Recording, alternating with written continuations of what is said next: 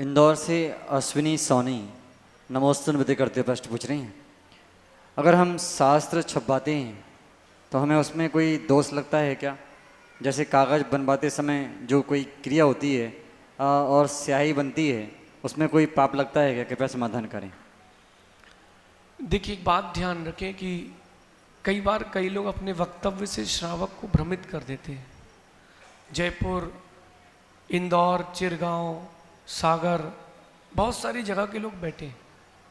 मैं सबसे एक बात कहता हूँ, वक्ता की बात तब मानना जब वो प्रमाणित हो। टीवी में प्रवचन आ जाने से कोई प्रमाणित नहीं हो जाता। पहले जो ग्रंथ छपते थे ताड़पत्र में, वो पाम की लीव्स होती थी, ताड़ के पत्र होते थे, उनसे ग्रंथों को लिखा जाता था। उनमें ग्रंथों में स्याही नहीं होती थी, एनग्रेव करके लिखा जाता था स्क्राइबर से। एक लोहे का सूजा होता था, उससे लिखते थे। और एक पेड़ का तेल आता था जिसमें कीड़े नहीं लगते, उसको फेर देने से उसमें स्याही जैसी आकृति आ जाती थी। तो पहले ताड़पत्र चलते थे, फिर धीरे धीरे हैंडमेड पेपर्स आने लगे। अब जो आगे की प्रक्रिया आई है, तो ये वर्तमान की प्रक्रिया चल रही है। यद्यपि इसमें जिनवाणी की अभिनय देखी जाती है, लेकिन धीरज रखें। अब वर्तमान में कोई और साधन भी नहीं है। जो स्याही की बात कर रहे हैं या कागज़ की बात कर रहे हैं, तो मैंने सुना अभी किसी ने बोला कि ये जो कवर में गत्ते लगते हैं, ये जानवरों के मल से बनते हैं। ऐसा नहीं है। वो जो दप्ती आदि बनती है, दप्ती, वो भी बहुत कोई जो निम्न क्वालिटी की होती है, वो हाथी और बाकी अन्य जानवरों के मल से बनती। जो ये ग्रंथों में कवर बनते हैं, ये वेस्ट पेपर को उससे गत्ता बनाते हैं। पेपर का गत्ता बनता है, उससे ही होता है।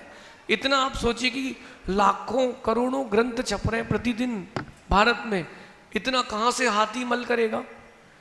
इतना कहाँ से इकट्ठा करेंगे? ग्रंथ प्रकाशन में पुण्य मिलता है। जैसे उदाहरण देता हूँ मैं आपको। आप लोग आरती करते हैं? कितने लोग आरती करते हैं? करते हैं ना?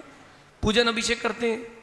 आपने अभिषेक किया तो पानी छाना और प्रासुक किया, उसमें जीवों की विराधना हुई कि नहीं? एक इंद्रिय जीव गए कि नहीं? अग्नि का एक जीव की हिंसा हुई कि नहीं? वायु का एक जीवों की भी हिंसा हुई। लेकिन वो जो अपने अभिषेक और पूजन किया या आरती की है भगवान की, ध्यान रखना, उसमें जो पाप का बंध हुआ है वो पुण्य रूप संक्रमित होगा। क्योंकि पुण्य का बंध अधिक हुआ, पाप का बंध अल्प हुआ, वो पाप भी पुण्य रूप संक्रमित हो जाएगा। ऐसी जिनवाणी प्रकाशन के समय अगर कोई अभिनय आदि भी होती है तो विकल्प ना करें, वो पाप भी पुण्य रूप संक्रमित होगा। क्योंकि ये आपकी भावना थी। अभी आचार्य भगवान विद्यासागर जी महाराज के 50वें स्वर्णिम महोत्सव पर 50 पूर्वाचार्यों के ग्रंथों का प्रकाशन हुआ।